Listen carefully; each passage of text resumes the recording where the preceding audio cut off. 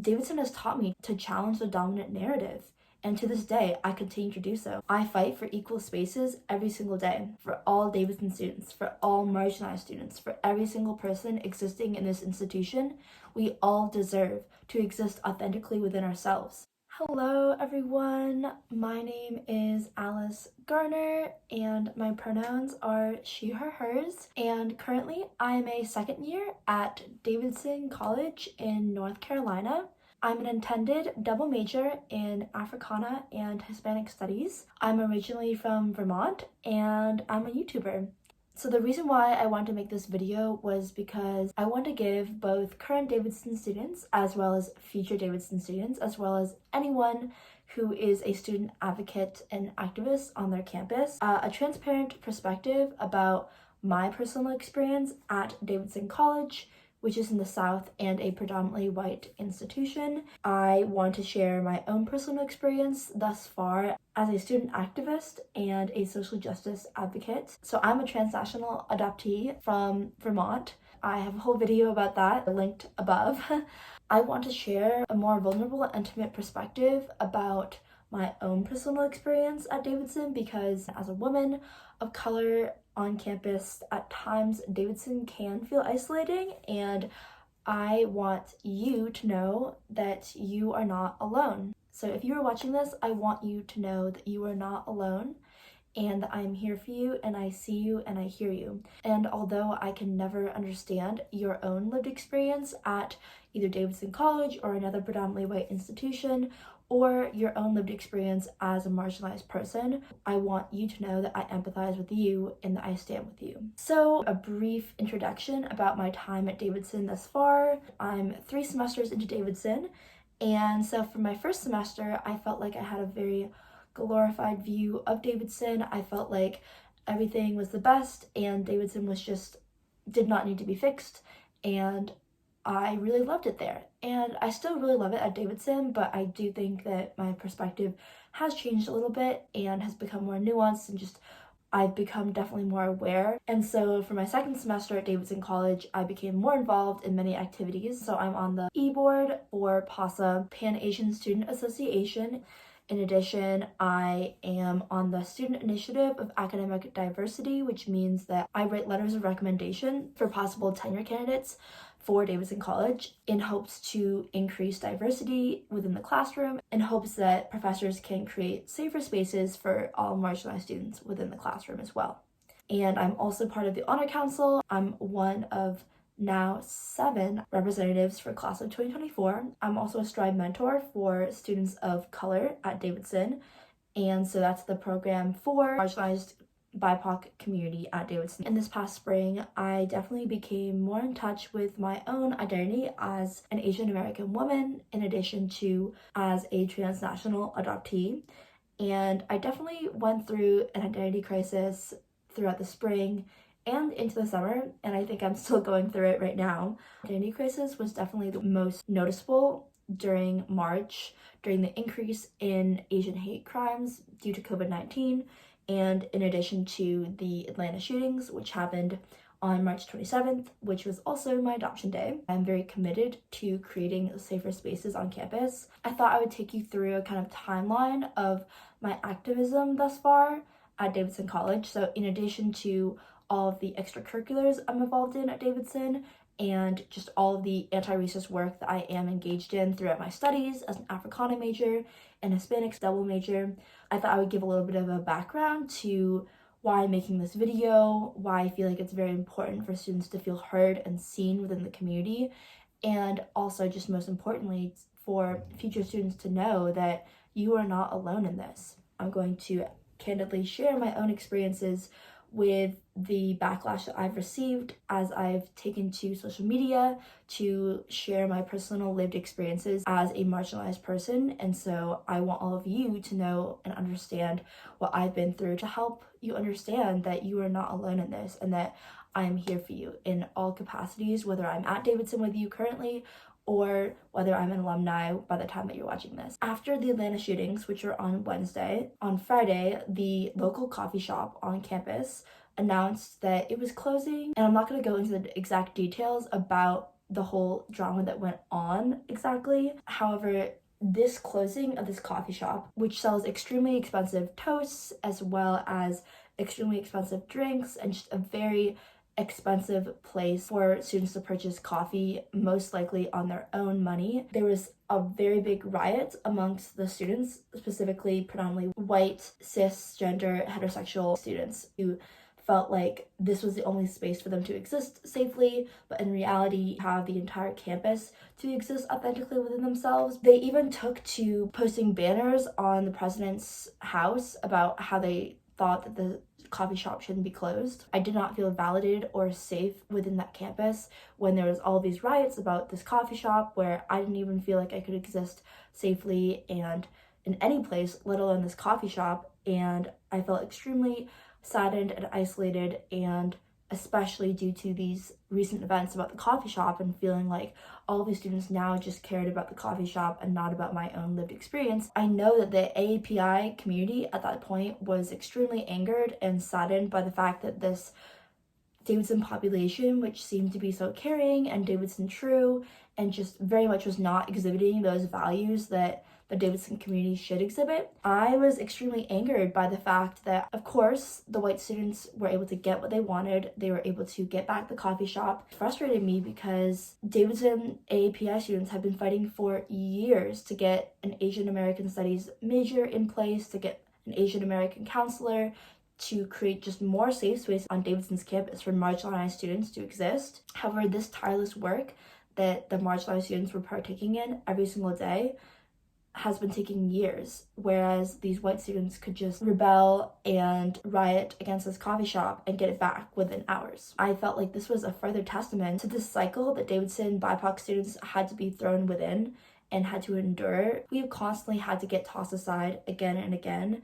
For students who do not have to suffer the lived experience of being marginalized every day, I'm sick of their passion and their drive for creating more change on campus for everyone, for it to stop after the hashtag stops trending. Right after the ATL shootings, 72 hours later, the trending hashtag very quickly changed from Stop AAPI Hate to Bring Back Numb It, which is the abbreviation of the coffee shop on campus. To give more background about me, I used to have a personal Instagram. About a year ago, I deactivated it. My social media had been deactivated for about 3 months. My Instagram at that point was deactivated, but I decided to reactivate it and post a very vulnerable series of images, as well as a long text about my own lived experience as an Asian American and as a transnational adoptee on campus, and the way that I felt during this time in March. It took a lot of energy for me to post this.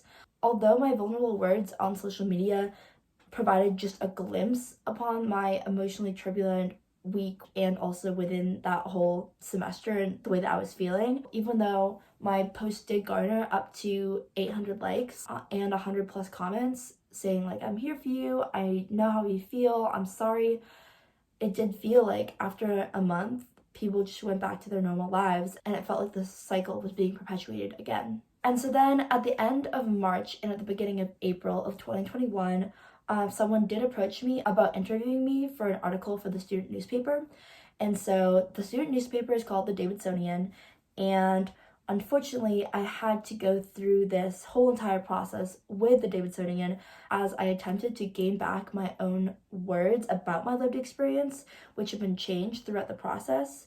And so in the end, I was able to create an impactful article that candidly did share my own lived experience as an Asian American in March and just throughout this whole entire semester, and it increased AAPI hate. This was at the cost of my own mental health. I believe that this never should have happened, and that I believe that this is a further representation of the ways that voices of the marginalized communities are silenced throughout the process again and again.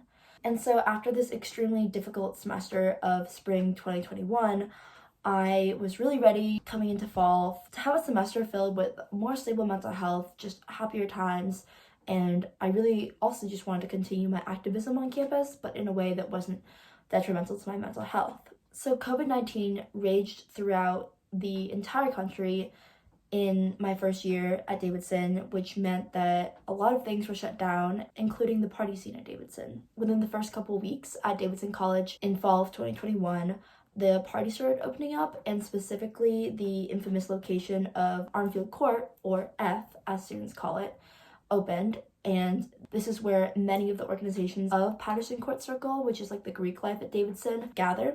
This is known as the central party scene at Davidson. So at first I was very excited to gather safely with my friends and get a feel of the party life at Davidson. However, after the first couple of weeks, I quickly burned out of the same music, the same people, and the same type of environment. And more importantly, as a marginalized woman of color, I felt unsafe in a place where I felt like I could not exist authentically in that scene. This sentiment of feeling unsafe was just exacerbated by the fact that I experienced many traumatizing events at Armfield Court.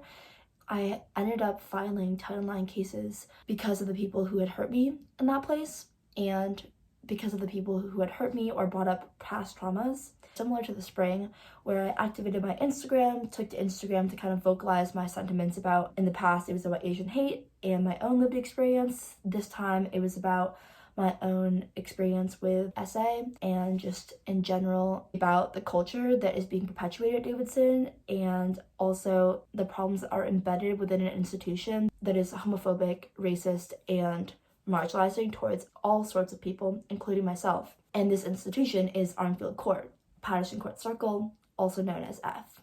I reactivated my Instagram and took to this platform to share my lived experience with both this trauma as well as a critique and exposition of this institution that had never really been critiqued before within my time at Davidson. And I really wanted to candidly share my experience as a marginalized BIPOC member, again, of the community, and about these traumas that I did have to suffer through and the ways that this institution needs to be better. I will not go into this exposition a lot in this video. I might go into it in my podcast. Follow my podcast down below. So when I posted this exposition on Instagram, as well as this exposition that went live on a Google Doc, I racked up almost 700 plus likes on the Instagram post. In addition, it was shared by many other people in the community, and I did feel like it reached numerous people beyond just the Davidson community who attend this institution today. It also reached alumni as well as faculty members at Davidson College. And I knew that I had sparked a conversation that had not been had before within my time at Davidson. In addition, I challenged and uprooted an institution that needs to be uprooted. Many people did come up to me with great appreciation for sharing my words and being vulnerable with my own experience. This took a lot of strength for me to do. Many people did thank me as well for starting this difficult conversation that not many people had been having at Davidson because it's such a taboo topic. However, I also was met with such great anger and ignorance from a specific sector of the population at Davidson, and those people were primarily the ones who were most involved in the Patterson Court Circle. And to give more information about my own involvement in Patterson Court Circle, I've dissociated from it completely. I'm not involved in any Patterson Court Circle organizations anymore. However, soon I did begin to receive notice from other people, from my friends, from classmates, just from other peers at Davidson, that I was specifically being targeted on this app called Yik Yak. We'll basically take to this anonymous platform to talk about other people behind their backs, to cyberbully people. And so I had people tell me that I was being cyberbullied because I did not have the app myself, and I still do not have the app to this day. I think it's very toxic and awful and full of bigotry, and I'm not willing to give those people the power. So people had told me that I was being told that I should be removed from the institution, that I just don't stop complaining, and just all certain types of awful things. I don't even know all the things that they said because I don't have the app. I can't begin to imagine how many atrocious things were said about me on the app. And so, although I wasn't surprised by the specific action by these specific individuals who suddenly felt affected by my words because I was specifically calling them out on their support for this institution that does not treat marginalized individuals well or with any type of respect, I was still deeply hurt by the fact that I knew that people were talking about me behind my back.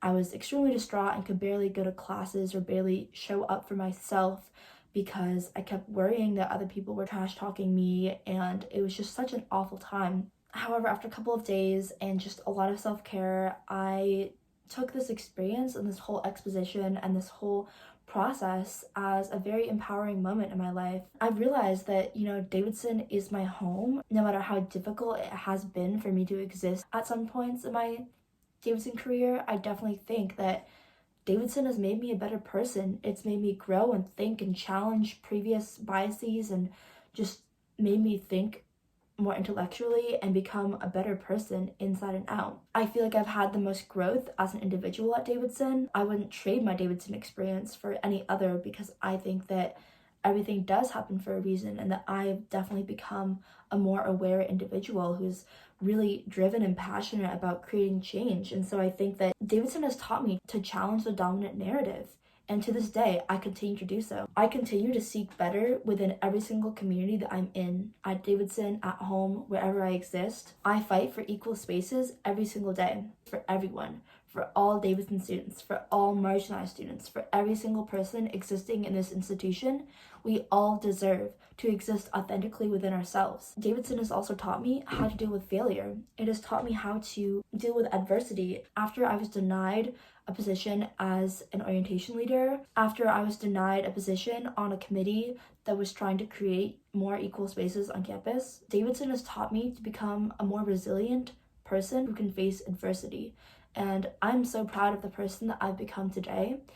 And that is why I'm here today, hoping to make all of you who are listening to this video heard, seen, and respected and validated, because that is all that you deserve as members of the community at Davidson or any other institution.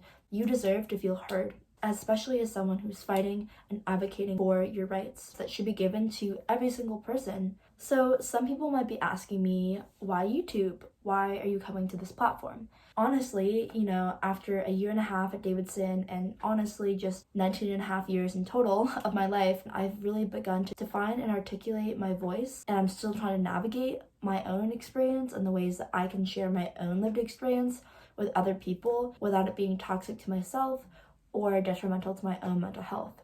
And so after reflecting upon the different ways that I have made an impact upon the Davidson community and the ways that I have advocated for my own rights and rights of other individuals, I have realized that YouTube and my podcast is the best way to do so. It is the most productive and effective way to reach all types of communities within Davidson and outside of Davidson, as well as it will not compromise my mental health. And that is something that I obviously am seeking for 2022. I should never have to worry about being cyberbullied on an anonymous app or being trash talked just in person, but it's something, unfortunately, that I do have to worry about, and something that I really want to preserve my mental health as much as possible, but also use my platform and my passions as an advocate and activist. So coming into my last part of the video, I want to share tips for navigating a predominantly white institution and just different tips for also facing backlash for any advocacy that you might be doing on your campus yourself, whether it be at Davidson or somewhere else. I want to emphasize that although the cycle might continue, despite your most valiant efforts, your mental health should not be compromised. It is not worth it to be compromised. Honestly, I've learned this the hard way, and it is trial and error, but I want you all to know different ways where you can navigate type of space where you can feel seen and heard and validated in a way that's most productive and effective. I would say definitely assessing your own emotional battery is the most important. For me, it was before posting those 2 Instagram expositions and just sharing my lived experiences, I really had to assess my own emotional battery at that very moment and understand where I'm at and the capacity that I have at that moment to give to myself and give to others. Because if I'm at a low capacity and I do not have any capacity to give to myself, there's no way that I can face the backlash and face everything else the way that I did if my emotional battery was not at the very top. I strongly believe that it's integral for you to find safe spaces and safe people for you to cultivate within your own life, because self-care and self-love starts with cultivating sacred spaces where you feel heard and seen. And if you don't have this established before you begin advocating, then I don't think it will be possible to do so in a healthy, sustainable manner. For example, for me, I really do believe that working out, journaling, meditating, spending time with those that I love, and just trying to cultivate that kind of self-appreciation for myself is very important, and tactics that I've learned to develop over the past years at Davidson. Without those, it would not have been possible for me to recover after all the cyberbullying and just all of the backlash and everything that I've been getting. And so I think that having those key locations and breathing techniques and just things that make you feel grounded within yourself is key to practice a healthy and sustainable life as a social justice advocate. Every person has a different way of coping with grounding themselves and caring for themselves. Obviously, my practices will be different than yours, and yours will be different than mine. And every practice is valid as long as it makes you feel seen and heard. Another tip that I have is to learn to say no. College is a place, especially Davidson, is a place where people get very involved in several different extracurricular activities, and very quickly you can get over your head. That is why I feel like it's best to channel your energy in the most productive way possible. Which social justice groups can you be involved in, or advocacy groups can you be involved in, where you can put the most energy and time into, where you can put your 100% in? Because if you spread yourself too thin, you're not going to be in a good position, and you can't give to others, or let alone yourself. And sometimes at Davidson, it can feel very draining when you feel like it's such a small school and everyone knows you, or everyone just seems to know one another, and you feel like you can't turn to anyone. Even though Davidson is a small school, it's 1,800 students, I will say that I think that there are many hidden gems inside of Davidson and inside of every single college, and that you'll be able to find that community that makes you feel so validated and where you can exist authentically. I promise you, it will just take time. You're not alone in this. So leading to my next point, use your resources. So this is a key point that I really used throughout my 1.5 years at Davidson. If you're not balancing your mental health and prioritizing your mental health and putting yourself first, there's no way that you can perform in the classroom. And that's something that I've learned personally as a Davidson student, that being a residential college student, there are so many other things besides classes that will take up your mental energy and emotional time and emotional toll. That's why I think it's so important to give yourself grace and to use your resources, talk to your professors, skip classes if you feel like you're extremely drained and can't give to yourself. If you feel like you can't show up for yourself and just take care of your basic needs, there's no way that you can show up in the classroom and be an effective, productive, helpful student in the classroom to yourself, to the students around you, or to your teacher. Which is why it's so important to kind of read your emotional battery and understand that it's okay to say no, that you can't come to class, and tell them why you can't come to class. Although you don't need to give 5-paragraph long email, you can really just tell them that your mental health is suffering, or X, Y, and Z, and that you need a break. And they should understand that. And if they don't understand that, you can go to the Dean of Students and you can talk to the Dean of Students. It's so important for you to use your resources. In addition, finding therapy is such a key decision that I made during my Davidson Spring experience this past year, to really vitalize my soul and kind of have someone that I could confide in. Everyone deserves and needs therapy. Also, I would say that eliminating toxic sources in your life, whether that be friends, relationships, locations, social medias, I think that's something that I've done that has tremendously helped me. For example, my living situation was not the most conducive for my own mental health for many different reasons, so I took the step to remove myself and get doctor's approval to move out of my dorm to a different dorm. In addition, as I said before, I deactivated my personal Instagram, I don't have Snapchat, I don't have TikTok, and I just try to eliminate sources that I know cause my mental health to be worse. Everyone is different, and everyone forms different relationships with different people, different things, different places, but really just assess if the people and those around you and the situations in your life, are they energizing you or are they draining you? And if they're draining you, then cut them out of your life, because they do not deserve to be in your life if they are draining you. It is not your job to educate ignorant people. No one can understand your own lived experience, but it is never your job to educate them. And especially for me as a BIPOC member and just as a woman, it is never my job to educate someone about my own lived experience. I choose to do so and I choose to become an advocate, but it's never my job to educate them. And there are people who will never understand you, and that's okay. And at the end of the day, it's not worth compromising your own mental health to educate them. I've gone through such a journey with discovering my own YouTube channel, discovering my podcast, just discovering different ways that I can feel like I'm making a difference in the community.